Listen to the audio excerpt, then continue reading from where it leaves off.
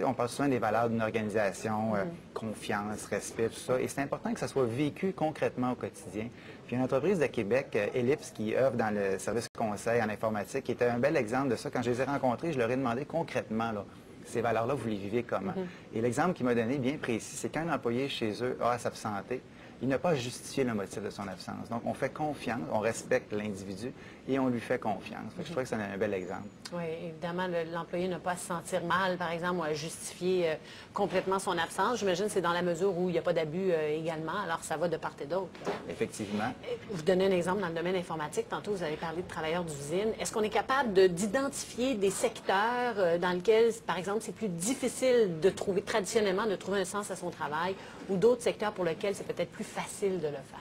Oui, bien, l'exemple de travail à la chaîne en usine, c'est sûr que c'est plus difficile de trouver un sens parce que le travail est très morcelé, les règles sont très strictes, donc à ce moment-là, ça devient plus difficile. Mais ce qu'il faut faire, c'est redonner, faire comprendre à ces gens-là le travail qu'ils font tous les jours, quel est l'impact à long terme, quel est l'impact sur le client, ultimement, de ce qu'on fait à tous les jours. Et évidemment, créer un environnement de travail qui peut être agréable.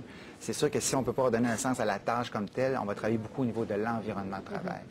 À l'inverse, des secteurs où ça va de soi, que c'est beaucoup plus facile, j'imagine qu'il y en a. Oui, quand on est en relation directe avec la personne, on voit que notre travail a un impact. Je parle souvent des professeurs qui, eux, me disent le salaire, c'est pas important, c'est le commentaire, le lien, le devoir que mes élèves réussissent. Hier j'ai rencontré une travailleuse sociale, même chose. Moi, c'est pas mon salaire qui me paye, c'est quand le jeune me dit « Grâce à toi, tu as changé ma vie, j'ai pu évoluer ». Donc, en bout de ligne, ce qu'on réalise, c'est que c'est la relation humaine qui compte pour beaucoup dans le sens au travail. Oui, c'est ça qui rend la chose complexe et intéressante en même temps. C'est qu'il n'y a pas de solution miracle, il n'y a pas de pilule magique, c'est qu'il faut s'intéresser aux gens. Il faut penser qu'on est là, pas nécessairement pour se servir d'eux autres comme entreprise, mais de les servir. Donc, comment je peux faire grandir les individus, les faire cheminer professionnellement, personnellement aussi. J'imagine quand même que dans certaines situations, il n'y a rien à faire. C'est-à-dire qu'on a perdu le sens à ce type de travail-là en fonction de notre évolution et qu'il faut passer à autre chose. Et quels sont les signes les plus évidents qui nous prouvent, dans le fond, qu'on devrait peut-être justement regarder ailleurs? Oui, quand on a une baisse d'intérêt, une baisse de motivation, quand le lundi matin, ça ne nous tente pas de rentrer, ça, je pense, c'est un signal qui est important. Et puis, il faut prendre du recul par rapport à ça, parce que des fois, on peut vivre des situations difficiles, temporaires, qui embrouillent un peu notre jugement. Donc, prendre un peu de recul, de ne pas hésiter à consulter des amis ou des gens de l'entourage. Et pas hésiter non plus à en discuter avec le patron, dans le sens de dire, pas que je vais quitter nécessairement, mais que, écoute, ma motivation est un peu à la baisse dernièrement.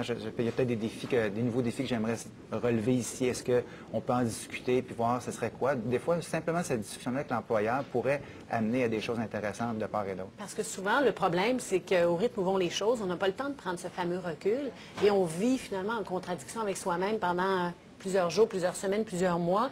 Et quand on arrive à bout de souffle, bien, malheureusement, on quitte dans des circonstances souvent qui sont dommages. Là.